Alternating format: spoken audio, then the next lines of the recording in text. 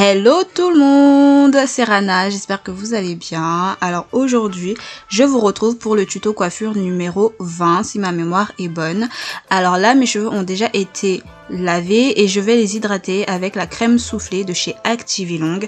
Bien évidemment, tous les produits que je vais utiliser aujourd'hui seront inscrits en barre d'infos. Alors pour cette coiffure, il est très important de bien démêler ses cheveux puisque je compte garder cette coiffure une semaine et bien évidemment dans une semaine je n'ai pas envie d'avoir des cheveux hyper méga emmêlés. Donc prenez vraiment votre temps pour bien démêler. Ensuite, je vais commencer par faire une grosse vanille.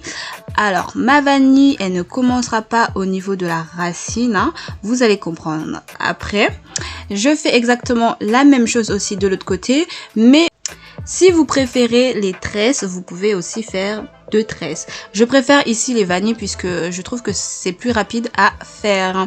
Donc ensuite, là ce que je fais, c'est que j'applique de l'eau. Voilà, c'est de l'eau du robinet hein, qui est dans mon vapeau. Et ce que je vais faire maintenant, c'est que je vais plaquer mes cheveux avec du gel. Pour plaquer mes cheveux, j'utilise une brosse en poil de sanglier que j'avais acheté à Leclerc, mais vous pouvez en trouver dans des boutiques afro, hein. On en trouve un petit peu partout. Et ensuite, ce que je vais faire, c'est que je vais essayer de faire un petit chignon assez sympa avec mes 2 vanilles. Voilà. Puis pour bien fixer le chignon, je vais utiliser une petite pince, voilà, que je mets derrière. On appelle ça des bobby pins, là, il me semble.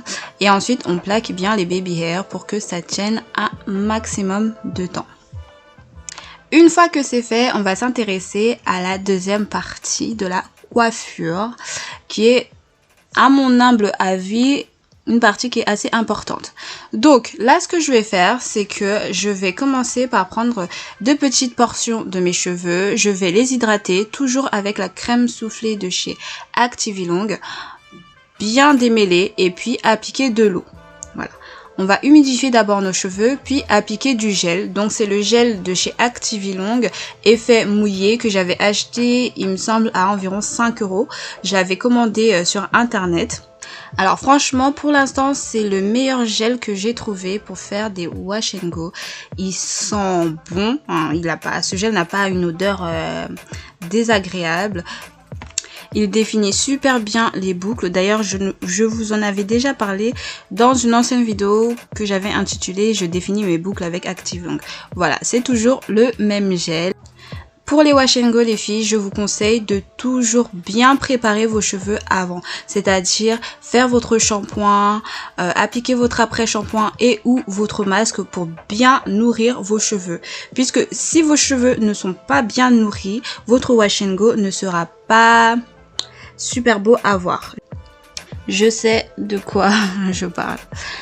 Ensuite, autre petite astuce, enfin ce n'est pas vraiment une astuce mais plutôt un conseil, prenez votre temps pour bien appliquer votre gel sur les cheveux les filles, pour pas que ça fasse des paquets, pour que vos cheveux ne soient pas collés les uns sur les autres. Et puis, tadam, j'aime trop le résultat. Cette coiffure, elle est super rapide, simple à faire.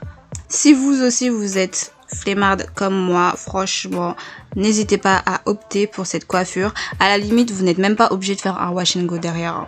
Moi, j'ai fait le wash and go parce que bon, je voulais tester un nouveau truc, mais voilà. Si vous ne voulez pas faire de wash and go, ne faites pas de wash and go et laissez vos cheveux simples derrière. Pour dormir, les filles, comme d'habitude, je vais mettre mon foulard et mon bonnet en satin pour dormir et conserver la coiffure le plus longtemps possible. J'espère que cette vidéo vous aura plu. Je vous fais de gros bisous et je vous dis à la prochaine. Bisous!